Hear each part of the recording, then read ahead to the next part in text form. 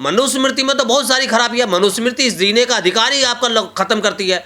मनुस्मृति ने इस देश को भागों में नहीं जातियों में बांट दिया। मनुस्मृति ने आपको आपके काम के हिसाब से आप पहचानती है। मैं मनुस्मृति को नहीं मानता, मैं इन धर्मों को नहीं मानता जो कहीं ना कहीं इस देश के अंदर भेदभाव करने का काम करते हैं या भेदभाव पैदा करते हैं। यही मनुस्मृति इन्हीं की बहन बेटियों को शिक्षा का अधिकार नहीं देती है। आज वही महिलाएं पढ़ लिख करके देश की प्रधानमंत्री बनी है, देश के अंदर मुख्यमंत्रियां बनी है, देश के अंदर विदेश मंत्री बनी है, देश के अंदर बड़े लेवल पर आईएएस आईपीएस ऑफिसर बनी है। देखिए ये देश जो है, मनुस्मृति जैसा जो ग्रंथ, जो एक भयानक किताब एक काल्पनिक रूप पर मनु के द्वारा लिखी गई थी, उसका कहीं आधार नहीं है। 1947 में देश आज़ाद हुआ और 1950 को देश के अंदर संविधान लागू हो गया और ये संविधान इस देश के अंदर चल रहा है, लागू है।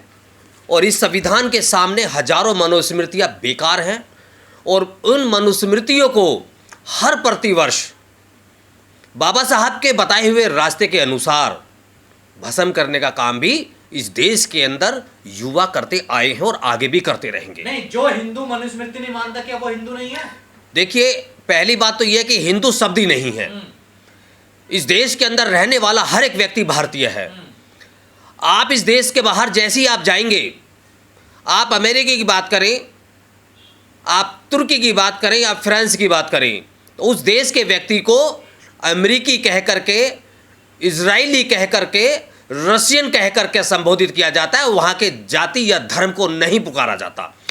जब हम भारत की बात करते हैं तो ये देश हजारों वर्षों से जातियों में बटा हुआ था, लेकिन जैसे ही देश के अंदर बाबा साहब डॉक्टर अंबेडकर ने ये संविधान लागू किया और देश की संसद ने सर्वसम्मति के अनुसार पास किया, तो सबसे पहले तो हिंदू शब्द ही खत्म हो जाता है। इस देश के अंदर बाबा साहब डॉक्टर अंबेडकर ने वर्गों के आधार पर लोगों की पहचान बताई है। हिंदू शब्द या मनुस्मृति शब्द आज इस देश के इतिहास में दफन है। अगर कोई भी व्यक्ति इस बात को कहता है तो सीधे तौर पर मैं कहना चाहता हूं कि वो इस देश का देशद्रोही है, राष्ट्रद्रोही है। जो देश के संविधान को नहीं मानता है, जो देश के कानून को नहीं मानता है, वो देश भक्त नहीं हो सकता, राष्ट्रभक्त नहीं हो सकता। वो राष्ट्र के प्रति समर्पित नहीं है, देश के प्रति समर्पित नहीं है। ऐसे लोगों पर जहां का भी वो रहने वाला है, वहां की सरकार तत्परता से कार्रवाई करे और इनके ऊपर कानूनी कार्रवाई करते हुए ऐसे लोगों को जेल भेजने का काम करें। के वो शंकराचार्य हैं, कोई आम व्यक्ति नहीं है वो। देखिए बिल्कुल बिल्कुल ऐसे बहुत सारे शंकराचार्य देश के अंदर हैं जिन्होंने समय समय पर इस देश के अंदर आग लगाने का काम किया है। बहुत सारे ऐसे बाबा हैं जो आश्रमों के अंदर बहन बेटियों के साथ बलात्कार करते हैं और ऐसे बहुत सारे बाबा भी रहे हैं जिनके ऊपर आपराधिक कार्रवाई के तौर पर सजा भी बोली गई है और वो जेलों के अंदर बंद है। तो ऐसे साधु संतों का कोई इतिहास नहीं रहा है।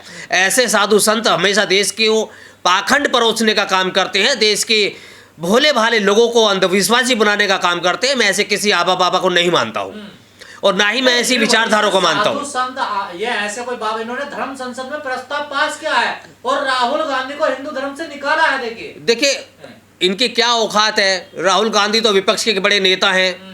मैं अगर आज बैठ करके बोलता हूं कि मैं हिंदू नहीं हूं, मैं मनुस्मृति को नहीं मानता, मैं इन धर्मों को नहीं मानता जो कहीं ना कहीं इस देश के अंदर भेदभाव करने का काम करते हैं या भेदभाव पैदा करते हैं, तो ये निकाले ना निकाले उससे क्या फर्क पड़ता है? मनुस्मृति भेदभाव पैदा करती है क्या? बिल्कुल मनुस्मृति भेदभाव पैदा करती है। मनुस्मृति का दहन इसीलिए हुआ था। जिस मनुस्मृति को महिलाओं के द्वारा पूरी तरीके से शोषित और शोषण की किताब कहा गया हो, जो मनुस्मृति के अनुसार यही जो ब्राह्मण लोग हैं जो आज बैठ करके धर्म संसद की बात कर रहे हैं, यही मनुस्मृति इन्हीं की बहन बेटियों को शिक्षा का अधिकार नहीं देती है। लेकिन आज देश के अंदर, देश ही नहीं दुनिया भर के अंदर आज वही महिलाएं पढ़ लिख करके देश की प्रधानमंत्री बनी है, देश के अंदर मुख्यमंत्रियां बनी है, देश के अंदर विदेश मंत्री बनी है, देश के अंदर बड़े लेवल पर आईएएस आईपीएस ऑफिसर बनी है, देश के अंदर अभी हाल ही की बात कर लीजिए, अभी हाल ही में दो बेटियों ने, दोनों बहनों ने इस देश के समस्त 140 करोड़ देशवासियों का शीश को ऊंचा करने का काम किया है। वो मनुस्मृति से नहीं, इस संविधान से किया है। इस संविधान की ताकत थी कि उन्होंने पाकिस्तान पर जाकर का सर्जिकल स्ट्राइक करवा दिया, पाकिस्तान को घुटने टेकने पर मजबूर कर दिया। मनुस्मृति को पढ़ करके तो शराब दे देते, काम ही खत्म हो जाता, कुछ नहीं होता, जबकि ऐसा कुछ नहीं है। मनुस्मृति इस देश को पूरी तरीके से पाखंड परोसने का काम करती है। मैं ऐसी मनुस्मृति को ना हम मानते हैं और ना हम ऐसी मनुस्मृति का प्रचार प्रसार करते हैं। इतनी खराब है, बाबा साहब ने भी उसको जलाया, राहुल गांधी भी उसका विरोध कर रहे हैं, आप भी विरोध कर रहे हैं, तमाम लोग इसको हर साल जलाते हैं, तो फिर शंकराचार्य इसको बढ़ावा क्यों दे रहे हैं? देखिए, शंकराचार्य तो अपनी दुकान चला रहे हैं, क्योंकि उन्हें पता है कि वो धर्म की बात करेंगे तो कुछ लोग हैं इस देश के अंदर जो उनको कहीं ना कहीं चढ़ावा चढ़ाएंगे।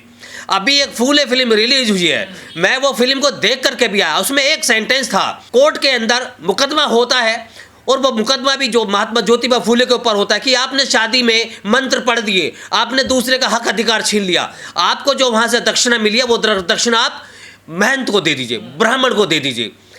तो फूले जी ने ये कहा है, और एक जो बड़े आचार्य वहाँ बैठे हुए थे, धर्माचार्य बैठे हुए थे, उनको बुला करके पूछा कि जो आप शेविंग करते हैं क्या खुद करते हैं?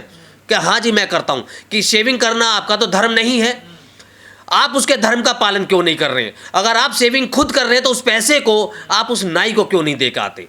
आप क्या देंगे उस पैसे को? सीधी सी बात है, ये पाखंड परोसने का काम है। और मनुस्मृति इस देश को हजारों वर्षों तक गुलाम बना के रखा है।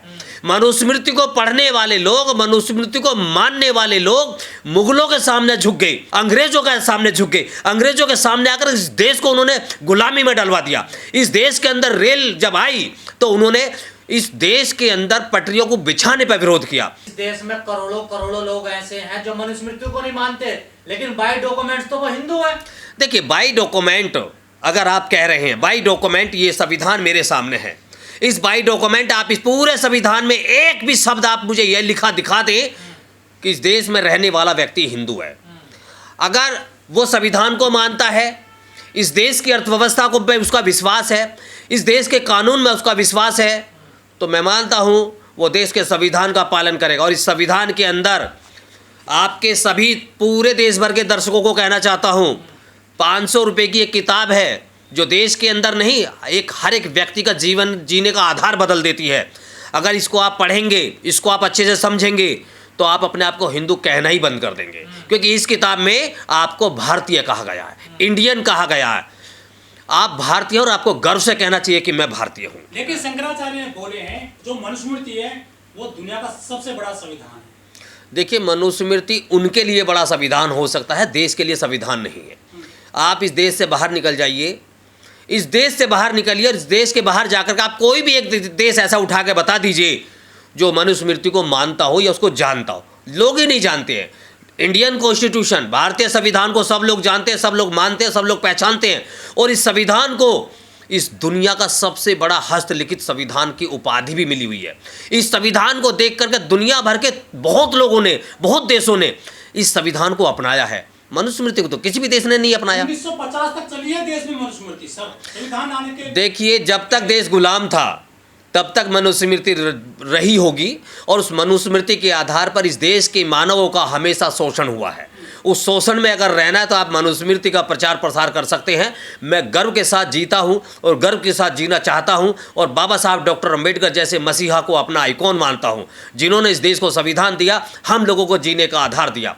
और मैं बुद्ध को जानता हूं, उनको मानता हूं, जिन्होंने ईश्वर नामक शब्द को ही नकार दिया था और उन्होंने कहा कि खुद का दीपक बनिए। अरे दूसरा उजाला, सूर्य उजाला दिखा रहा है। भारत में ऐसा नहीं है कि वो भारतीयों को ही दिखा रहा है, वो पूरी दुनिया को उजाला दिखा रहा है। सबका डीएनए एक है, और शंकराचार्य कहते हैं कि जो मनुस्मृति को मानेगा वो हिंदू है। आप इन दोनों से पूछिए, क्या भारत के संविधान को मानते हैं? अगर एक हिंदू की बात कर रहा है, एक मनुस्मृति की बात कर रहा है, आप मोहन भागवत से पूछे और शंकराचार्य से पूछे कि क्या आप भारतीय संविधान को मानते हैं? भारत के अंदर तमाम जितने भी मठ बने हैं या मंदिर बने हैं जो कहीं ना कहीं निर्माणाधीन रहे हैं, वो इस संविधान के द्वारा बने हैं। आपका राम मंदिर भी, उसका रास्ता भी आपको कानून ने दिखाया है।